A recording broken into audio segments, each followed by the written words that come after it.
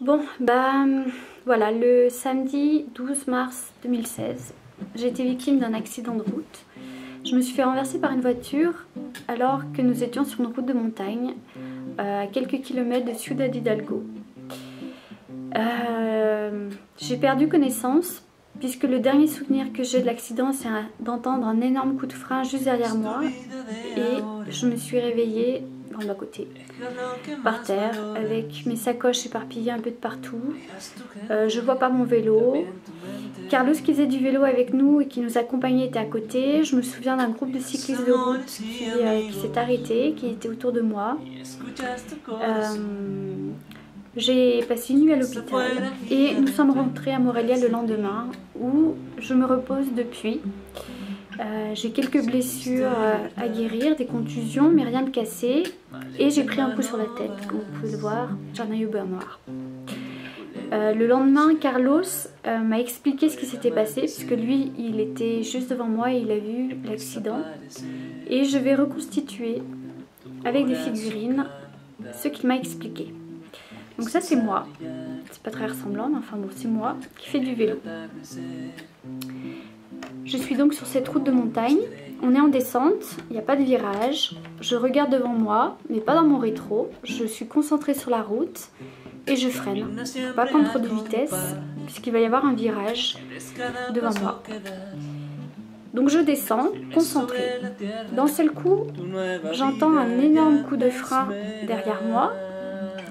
C'est une voiture qui arrive à toute trombe et qui freine, mais pas assez vite. Elle me rentre dedans. Le vélo se soulève, je passe sur le capot. Je perds mon casque, mes lunettes, ma casquette, je perds tout. Je tombe sur le bas-côté et mon vélo tombe à côté. Et je tombe inanimée. La voiture s'arrête. Le conducteur, un peu crétin comme vous pouvez voir, voit que je suis inanimée. Il prend peur. Il rentre dans sa voiture et il s'enfuit. À toute trombe. Il disparaît. Carlos arrive. Je me réveille. Il est à mes côtés. Il a mis son vélo derrière. Il est avec moi. Il me dit que tout va bien. Que ça va aller. En attendant, une autre voiture descend. Voit qu'il a eu l'accident. Il part prévenir Jérôme qui était en bas de la côte pour lui dire qu'une fille est tombée de son vélo. Jérôme et Joséphine qui étaient tout en bas de la côte remontent à toute vitesse. Jérôme, ne sachant pas à quoi je ressemble, si la scène du crime est effrayante ou pas, gare le vélo dans le virage, demande à Joséphine de rester dans la charrette, gare la charrette de façon à ce qu'elle ne voit pas ce qui se passe et vient me voir. Il me dit que tout va bien, qu'il appelle les secours, que l'ambulance va arriver. Moi je suis dans les vapes. La police est là, je ne me souviens pas d'avoir vu la police. L'ambulance arrive, il est toujours à côté de moi. L'ambulance arrive. Papon, papon, papon. Il m'emmène. Jérôme vient avec moi.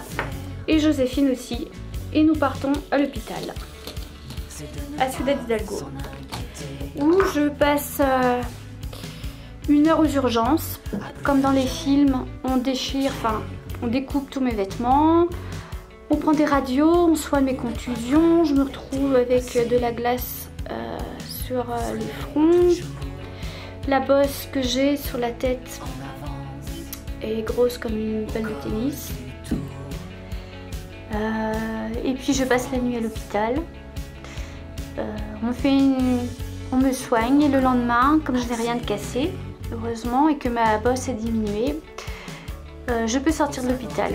Donc on rentre à Morelia, chez Carlos, et depuis on se repose chez lui dans sa maison.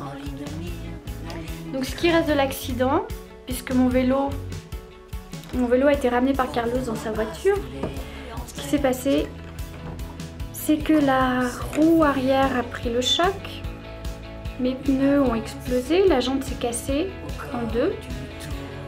Il reste maintenant ça, ma roue.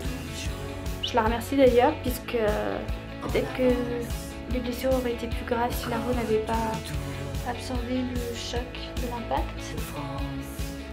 Mes vêtements sont en lambeaux. Et comble du hasard, je sais pas, j'avais fait la veille de l'accident une aquarelle sur la Noche de los Muertos, qui est une tradition très présente au Mexique. Le jour le 1er novembre, entre autres, qui est en relation avec les morts. Et petite note drôle, Carlos, donc, qui nous héberge, me dit que je ressemble tous les jours de plus en plus à mon aquarelle. Parce que mon œil au beurre noir change de couleur tous les jours.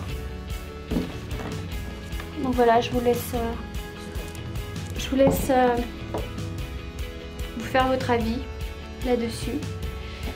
Donc pour le moment on se repose, enfin surtout moi, même si je me sens mieux, j'ai l'impression d'avoir ressuscité aujourd'hui. Je me sens pas capable de faire du vélo. Et on réfléchit à la suite du voyage. Il sera forcément différent de ce qu'on avait imaginé. Donc voilà pour la petite histoire de cet accident sur une route du Mexique.